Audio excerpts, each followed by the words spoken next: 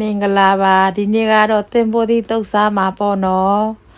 သင်္ဘောသီးတုတ်စားမှာဆိုတော့သင်္ဘောသီးကိုခေါ်ပြီးတော့အချက်လေးလှိမှာပေါ့နော်လှိပြီးလို့ရှိရင်အဲ့ဒီဟာရေဆေးပါမယ်ရေဆေးပြီးလို့ရှိရင်စကားလေးနဲ့ရေစိုက်မှာပေါ့နော်ရေလျှောက်တော့စိုက်လိုက်မှာပေါ့နော်မရေစိုက်နေပါတယ်အခုကတော့ပြီးလို့ရှိရင်ငရုတ်သီးဖုံးမယ်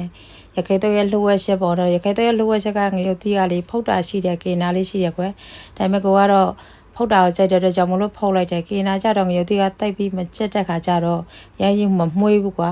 မမွှေးတဲ့ခါကျတော့ကိုကတော့ကင်ပေးလိုက်ပါတယ်ပြီးလို့ရှိရင်ငပိကိုပါကင်ပေးလိုက်ပါတယ်ငပိကအစိမ့်ထိအင်းနဲ့ရတယ်ဒါပေမဲ့ကိုကအစိမ့်ထိတာကိုမချိုက်တဲ့အတွက်ကြောင့်မလို့ဟိုကင်ပေးလိုက်တယ်ပေါ့နော်ကင်ပေးလို့ပြီးလို့ရှိရင်အဲ့ဒါဟိုထောင်းမှာပေါ့နော်ငရုတ်သီးလေးကင်တယ်ငပိလေးကင်လိုက်တော့လေနှစ်ခုလို့ကင်လိုက်တော့ငရုတ်သီးကတားမွှေးပြီးတော့စားရှင်တဲ့အနိုင်ထွက်တယ်ပေါ့တော့ထောင်းလိုက်တာနဲ့အဲ့ဒါကင်ပြီးသွားပါပြီဒီမှာချက်တံပြူထည့်မယ်ပြီးလို့ရှိရင်ငပိကင်လာရဲ့ငရုတ်သီးရဲ့အဲ့ဒါထောင်းပါမယ်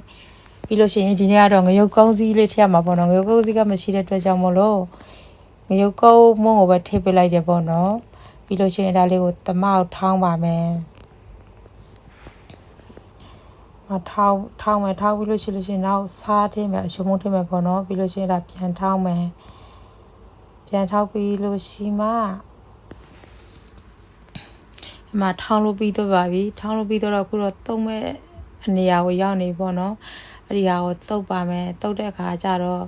အရှင်ထည့်တဲ့ဟာမှာတံပြားသီးထည့်လို့ရတယ်ပြီးလို့ရှိရင်တရက်သီးကိုထောင်းထည့်ရင်လည်းရတယ်ပေါက်ထည့်ရင်လည်းရတယ်ပေါ့ဒါပေမဲ့ကိုကကြတော့မငင်းခွန်ကြိုက်တဲ့အတွက်ကြောင့်မလို့ငင်းသီးခွန်ပဲထည့်ပေးလိုက်ပါတယ်အဲ့ဒီအရှင်ကမကြီးသီးလေးထည့်လို့ရတယ်ကိုကြိုက်တဲ့အရာကိုထည့်လို့ရတယ်ဒါပေမဲ့ကိုကကြတော့ကိုမငင်းသီးပဲကြိုက်တဲ့အတွက်ကြောင့်မလို့မငင်းသီးပဲထည့်ပေးလိုက်ပါတယ်ကိုဆိုလို့ရှိရင်တုတ်လို့ပြီးတော့ပါပြီအရန်ကောင်းတဲ့ရခိုင်တုတ်လေးပေါ့နော်အားလေအရန်လွယ်ကူပြီးတော့ရိုးရှင်းတယ်တုတ်စားကြည့်ကြပါလို့ပြောချင်ပါတယ်